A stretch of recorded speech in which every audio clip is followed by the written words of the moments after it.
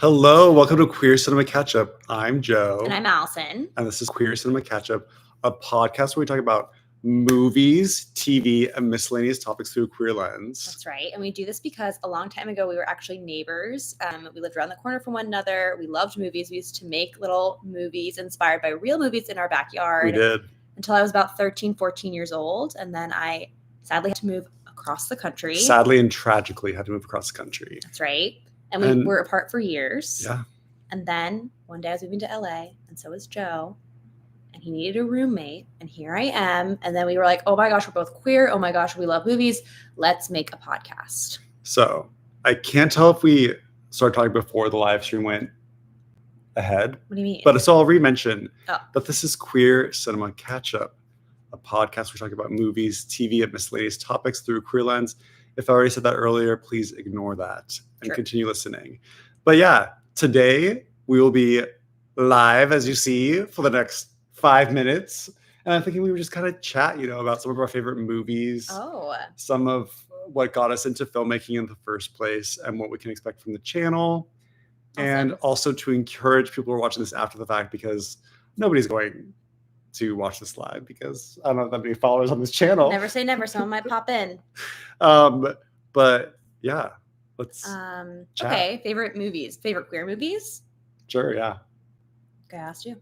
I mean, I'd resisted it for so long, but I saw Brokeback Mountain for the first time. Was that like 2 years ago? Yeah.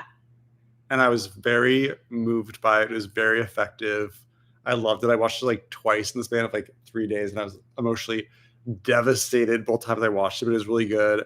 And it got me so engaged with the story that I literally bought, was it Close Range is the book that it's the short story is based off of? Oh, yeah.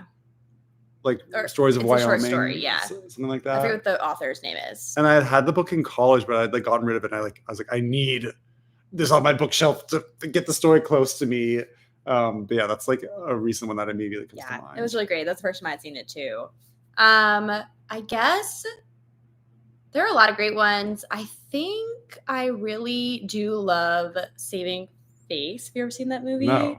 It's really good. It's about a doctor who's queer, and I think she's Chinese American, and just kind of about her falling in love with this woman. And yeah, it's pretty great. And then, but I'm a Cheerleader, of course. A campy classic. When was the first time you saw that movie?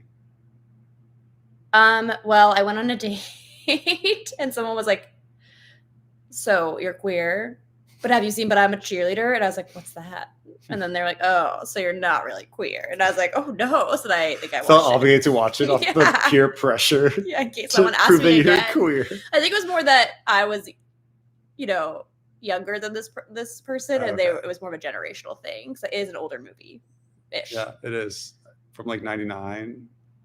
You're better at that kind of thing than I am. But then more recently, because those are all kind of old movies, what would be your favorite like queer movie or queer TV show? I saw, which I think it has already been removed from HBO. It was called We Are Who We Are. And I think it was Luca Guadagnino's show that he directed. And it was like really moving, really effective, really haunting. It starred, I forget the actor's name, but he's one of the kids in It. Oh. The one the hypochondriac who's like, these pills don't work. They're just gazebos. Oh, that was cute. I wrote that. Yeah. What's the recent TV show that you like? I guess I'm going to go with, like there's a plethora of queer storylines now on TV, which is awesome. So I think I really enjoyed the queer storyline in The Last of Us, even though it's very disturbing and tragic and sad. Oh my God. There's two queer storylines in that show, but I was talking about the female one, but. This reminds me, we just did a trap podcast today. It's not coming out for a few weeks, but we forgot to talk about Kid Cudi on the movie. Oh no, we did. Oh well. Well, actually, there was a moment where I was going to bring it up, but we already gone for so long. We blasted. And I didn't think like we didn't have that much to say other than. Oh well, another time. But yeah, favorite TV shows, favorite movies. M.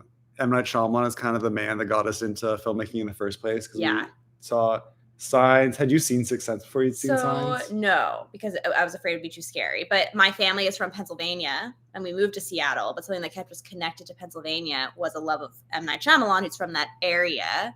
And so I think I came over to your house, and I was like, we need to watch this scary movie I just saw called Signs. And then we watched it, and we wanted to recreate it scene by scene, which we actually did do. Mm-hmm. And then from there, We only got so far before all our actors quit on us, except the main actor. I would never quit, ever. But we continued to make movies, I would say, for like the next several years. We did it up until I moved. Yeah. And I was obsessed with this. And I think it was because I loved playing pretend and I loved like storytelling. And I think this was a good outlet for me. And then I kind of liked more of the like mechanics of the filmmaking. So it was the perfect unison. And I also liked being on camera. Yeah. I really. And here you are on camera once again. Yes. Yeah.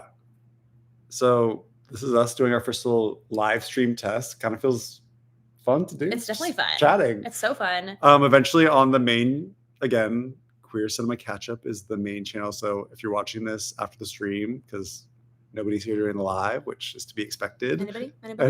You need the binoculars. They're far out of reach. Yeah, we hope to like update equipment. So I'll find a way to get the microphones actually connected to the computer so it sounds better quality-wise. True. I mean, we have pretty good lights. We look pretty good on camera right now. I feel the exposure is pretty good. Yeah. Yeah.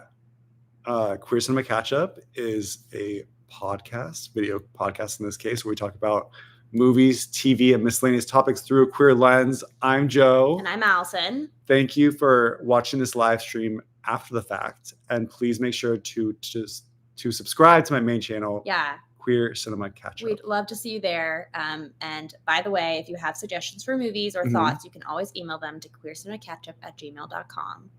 Do it, please. We'll see you soon. We'll see you later. Yeah. Goodbye.